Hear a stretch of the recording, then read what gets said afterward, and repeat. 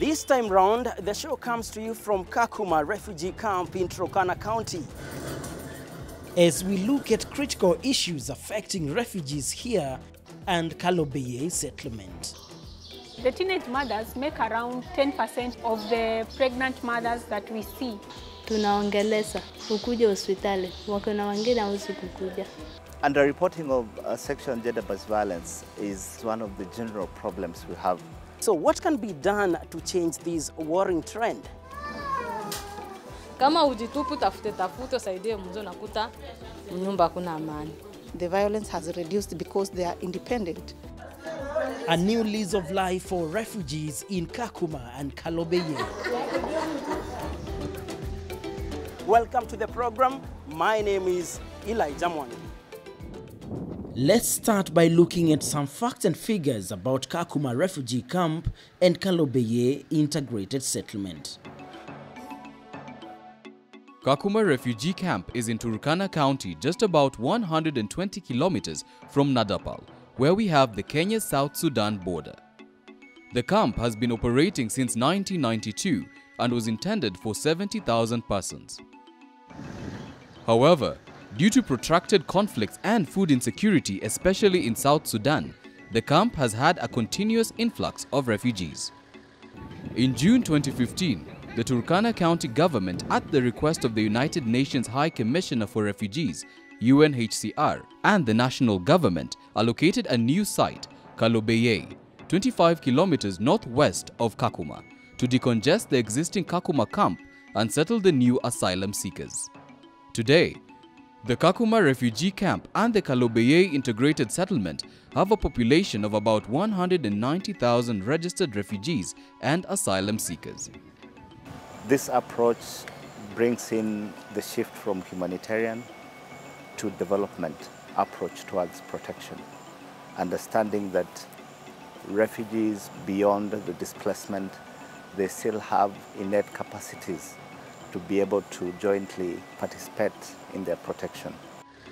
UNHCR works very closely with the Kenyan government through the Refugee Affairs Secretariat (RAS) and a number of partners to save lives and protect the rights of refugees in Kakuma and Kalobeyei. Some of these agencies include International Rescue Committee, Danish Refugee Council, Kenya Red Cross Society, United Nations Populations Fund, among others. UNFPA is a globally humanitarian agency. We focus on three critical areas, that is addressing maternal health, addressing gender-based violence, and also addressing family planning. That is precisely what we've done in Kakuma and Kalobeyei. We are at 95% in Kakuma in terms of hospital-based deliveries and 88% in Kalobeyei, which is significant. Of course, our desire is to get to 100% in both locations, including the host community.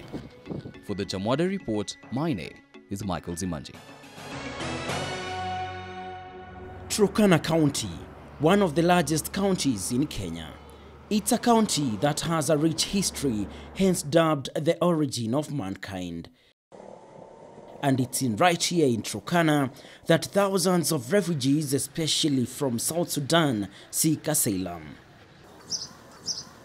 We start our mission in Kalobeyei Integrated Health Center, perhaps the ideal place to get a perspective of the critical issues calling for attention. Teenage mothers make around 10% of the pregnant mothers that we see at our antenatal clinic. When you get pregnant and you're a teenager, you are psychologically like, I'm not supposed to be pregnant. So the complication that comes with somebody being a teenager and getting pregnant and the health implication for us are big. We continue to condemn that this is not, it is not teenage pregnancy. These are numbers reflecting defilement of young girls. The United Nations Population Fund, UNFPA, strives to deliver a world in which every pregnancy is wanted and every birth is safe. But going by the figures of teenage pregnancy in Kakuma and Kalobeyei, I'm keen to know what the UN agency is doing to address the dire situation. What we've done in Kakuma and Kalobeyei is, first of all, to assess existing health facilities to ensure that they are providing youth-specific services and they are also youth-friendly. Our assessment revealed that health facilities, the two hospitals that we support in Kakuma and the one main hospital that we support in Kalobeyei, of course we support plus the clinics within the two locations, are at a position where they can provide youth and adolescent-friendly services. Looking at teenage pregnancy in Kakuma and Kalobeyei, we are meant to understand that the elephant in the room is harmful cultural practices. How are you managing that? Through leadership and the existing family structures, we are also addressing that. Our partners on the ground, the Danish Refugee Council, IRC, Kenya Red Cross, AAR Japan, and of course the oversight provided by UNHCR have been fairly effective in ensuring that the youth bracket within the refugee camps is earmarked for a specific package of services. From teenage pregnancy to another thorny issue in Kalobeyei, low uptake of maternal health care. Remember, this is an integrated settlement, meaning this health center also serves the host community. Generally, Turkana County records low maternal and child health indicators. Although most women, that is about 91%, access antenatal care services from a trained health worker, 3 out of every 4 deliveries occur at home. Only 23% of deliveries, that is less than 1 in 4, occur at the health facility. As regards who assists in delivery, half of all deliveries are assisted by relatives, 23% by health workers, and 7% by traditional birth attendants.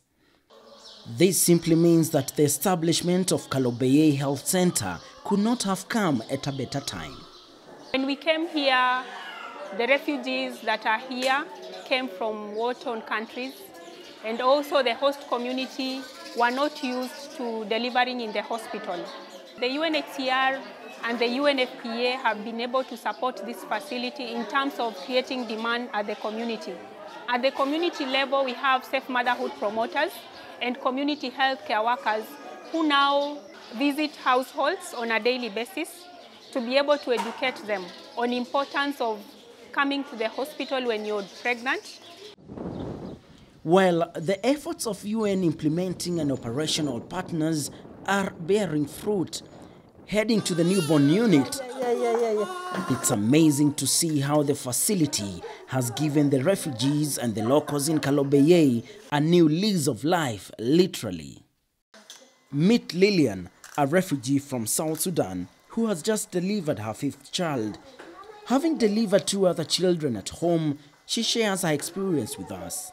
Hii maneno nyumbani na hospitali iko tofauti.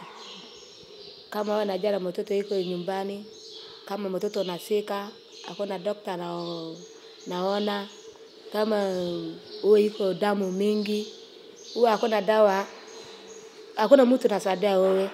Kama mimi nakaa nyumbani, mimi nakufa, mtoto nakufa. Yes, giving birth outside a hospital can be a risky gamble. Unfortunately, some women are still reluctant to seek maternal health care. Sida wa mama, tunaongeleza ukuje hospitali, wakona wengine hawezi kukuja. Challenge, hata kama unapitia kwa nyumba, unaambia kesho utaenda hospitali, hakuji.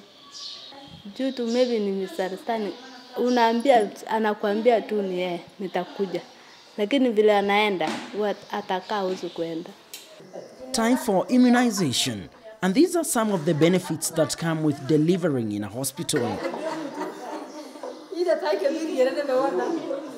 Lillian is now set for discharge, and together with her mother-in-law, we accompany her to the village in Kalobeyei.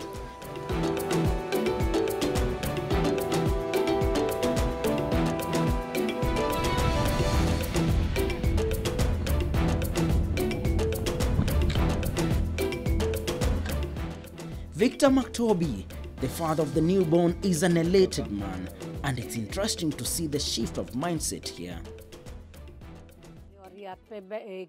Delivering at the hospital has a lot of advantages because there is a doctor to attend to you in case of complications.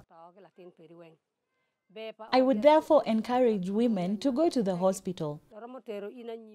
I'm so proud of my daughter-in-law for having delivered safely at the hospital under the hands of very able doctors. The story of Mary here in Kalobeyei is a perfect case study of some women who have decided to break away from the traditional way of giving birth at home. Unfortunately, we still have a number of women who are giving birth at home, posing a risk to both their lives as well as that of the newborn. So what can be done to change this worrying trend? When like some of these communities came, they were used to delivering at home back where they came from. So they did not know that now that we have a place we can go, it's very much important. And they had their own traditional birth attendants who used to deliver them. And of course, when they were coming to this country, even those traditional birth attendants came with them. So with the help of funding from the UNFPA, we were able to bring on board these traditional birth attendants so that they become our workers.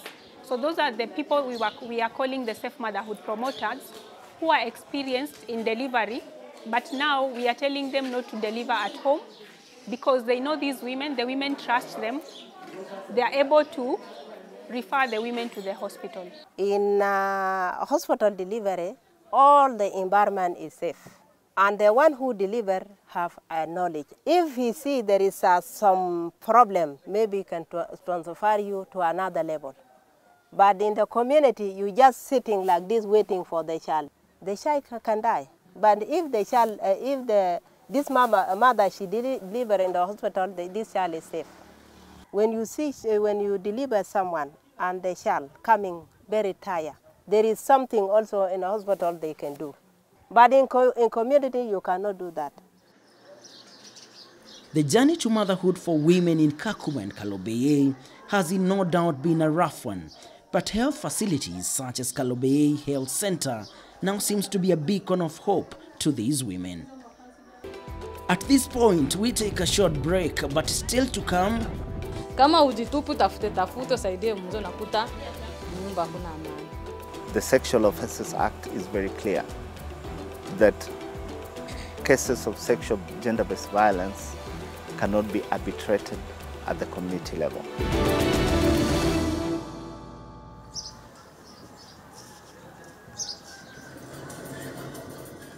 Welcome to Kakuma Refugee Camp Center 1. Preventing and stopping sexual and gender-based violence in humanitarian emergencies is the key agenda here.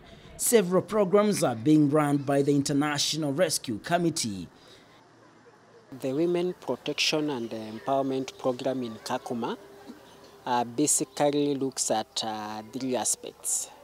That is the response to gender-based violence, prevention to gender-based violence, and the third aspect is empowerment of women. Here in Kakuma, we have a total of 3 women centers. This is one of the centers. It's called Women Center 1. We have another center in Hong Kong, where also women meet, and we have another center in Kakuma 4. So basically, we have a total of 23 women groups. And these groups are doing what we call variant savings and loans associations. Okay. This is Center 1, and in one of the rooms, we find women engaging in income-generating projects. Mwamini Maliamungu is a refugee from Congo. She went through baking classes at the facility, and she's now part of a group of enterprising women in Kakuma refugee camp who are making a living from baking. Kwa mtu yuko na sherehe yake amenipea pesa nimpigie keki. Amenipea 3,000. Sasa hapo nampigia keki, gharama yake yote inakula 1,500. alafu mimi nafaidike 1500. Naendelea kupiga keki. Kama unapata kajili nyumbani, mtu aniko na sherehe yake anakuambia nisaidie, niko na sherehe ninataka keki, anakupea pesa, unampigia keki. Ile pesa unajikuta na unasaidia mzee nyumbani. Kama alikuwa nyumbani hakuna makaa, hakuna unga, unanunua ile unga ama makaa. Mzee kama anatoka kazi anakuta ile kitu nimenunua, nimefanya kazi, nimepiga keki nikapata pesa fulani, ndio nimenunua hiki kitu. Mzee anafurahia sana. Kama ujitupu tafute saidie mzee, nakuta nyumba kuna amani. And the story does not end there. We normally do the follow-up at the community and also here at the center.